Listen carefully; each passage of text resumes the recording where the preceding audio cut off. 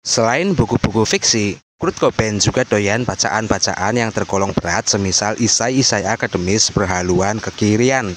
Ini merupakan hal wajar mengingat semasa hidupnya, Kurt Cobain terbilang vokal menyuarakan isu-isu kekirian. Entah saat diwawancara, di tengah konser, atau dalam catatan yang ia sisipkan dalam album Nirvana, Kurt Cobain kerap menunjukkan keberpihakan dan dukungan terhadap nilai-nilai progresif yang diasosiasikan dengan sayap kiri.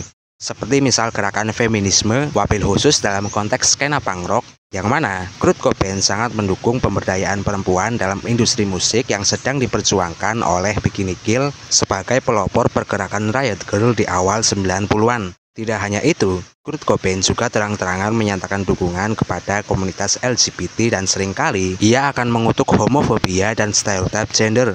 Bahkan dalam catatan linear album Incesticide, Kurt Cobain tak segan bersih-bersih penggemar dengan menulis kritikan, menyarankan fans Nirvana yang rasis, homofobik, atau misoginis untuk gak usah datang lagi ke konsernya Nirvana. Karenanya, tidaklah mengherankan jika dalam rak bacaan favoritnya menyempil isai-isai kiri progresif yang ditulis oleh para pemikir feminis yang selain radikal, juga corak pemikirannya cenderung kontroversial, semisal Camille Paglia dan Valerie Solanas.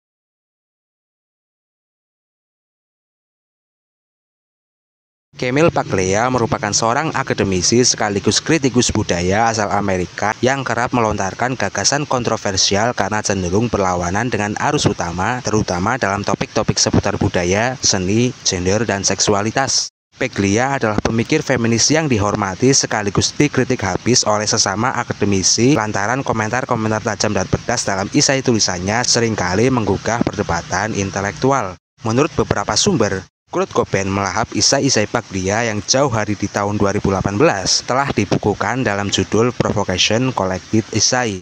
Provocation tergolong sebagai antologi yang menghimpun berbagai tulisan Paglia selama karirnya, membahas berbagai topik mulai dari Picasso hingga punk rock, dari agama hingga Rihanna, dan banyak lagi lainnya. Karena pada saat itu Provocation belumlah diterbitkan menjadi buku, barangkali dulu Kurt Cobain membaca isai-isai tersebut lewat majalah-majalah seperti Saloon, The Village Voice, The Hollywood Reporter, atau media lain serupanya yang mempublikasikan tulisan Paglia. Kalaupun Kurt Cobain sempat membaca isai Paglia dalam bentuk buku, yang paling memungkinkan adalah dua buku berikut yang diterbitkan semasa Kurt Cobain masih hidup. Sexual Persona Decadence from Nefertari to Emily Dickinson tahun 1990, serta Sex, Art, and American Culture tahun 1992.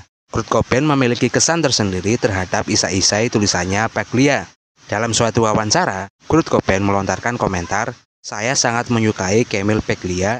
Menurutku tulisannya sangat menghibur, meskipun saya tidak selalu setuju dengan apa yang dikatakan olehnya," tutur Kurt Cobain. Di lain kesempatan, Kurt Cobain juga menyebut sosok feminis radikal dekade 60-an, yakni Valerie Solanas.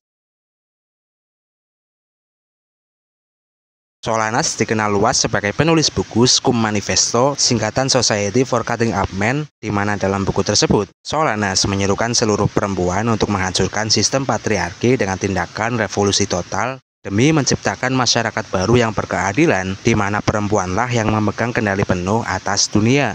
Dengan kata lain, Solanas menganjurkan untuk penghapusan atau pemusnahan laki-laki dari masyarakat. Kontroversi Solanas tak terbatas pada gagasannya saja, melainkan tindakannya juga dikatakan sangatlah gila. Kisaran setahun setelah Solanas menerbitkan Scum Manifesto, Solanas menyerahkan naskah drama tulisannya yang bertajuk Up Your Ass kepada Andy Warhol dan berharap naskah tersebut ditindaklanjuti sebagai proyek seni. Mungkin karena nggak kunjung mendapat respon dari Warhol, Solanas menelponnya dan meminta kejelasan terkait naskahnya. Dalam telepon tersebut, Warhol mengatakan bahwa naskah Solanas tidak akan diadaptasi karena dirasa terlalu kasar, vulgar, dan gak lucu.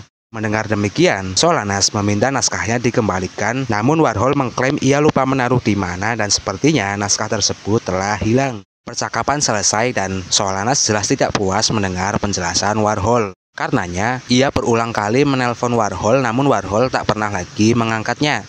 Didorong kekhawatiran berlebih bahwa Warhol telah mencuri ide miliknya, Solanas dengan penuh kemarahan mendatangi The Factory, studio seni milik Andy Warhol, dan dengan menenteng dua pistol, ia berniat untuk konfrontasi secara langsung dengan Andy Warhol. Ketika Andy Warhol muncul di hadapannya, Solanas mengeluarkan pistolnya untuk kemudian dor sebanyak kurang lebih 3 kali.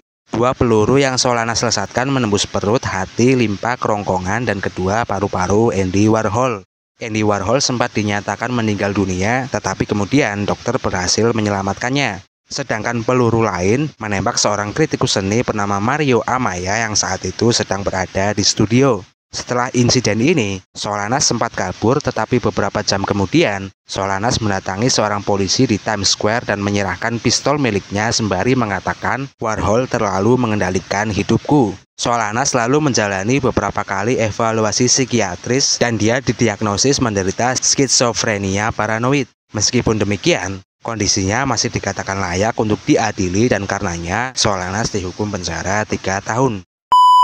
Lalu, bagaimana tanggapan Kurt Cobain mengenai gagasan dan tindakan Solanas yang sangat ekstrim? Tampaknya, dalam ranah gagasan, Kurt Cobain cenderung setuju dengan pemikiran Solanas. Saat ia ditanya mengenai Scum Manifesto, Kurt Cobain menjawab, "Solanas adalah seorang feminis militan yang, menurut pendapatku, beliau memiliki beberapa ide yang luar biasa. Semua orang menyebutnya gila karena ide-idenya cukup ekstrim. Scum Manifesto pada dasarnya mengatakan bahwa perempuan harus menguasai bumi, dan saya setuju dengan itu," ungkap Kurt Cobain.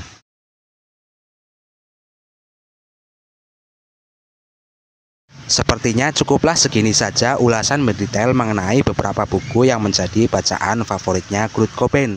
Dan kalau boleh minta saran darimu, menurutmu musisi siapa lagi yang dirasa perlu untuk dikulik buku bacaannya? Silahkan tulis saranmu di kolom komentar. Sebagai tambahan, selain beberapa judul tadi, jika kamu penasaran daftar lengkap buku-buku lain yang menjadi bacaan favoritnya Kurt Cobain, silahkan tengok pada kolom deskripsi video ini dan barangkali kamu ingin membelinya, di sana sudah saya sertakan sekalian link untuk pembeliannya.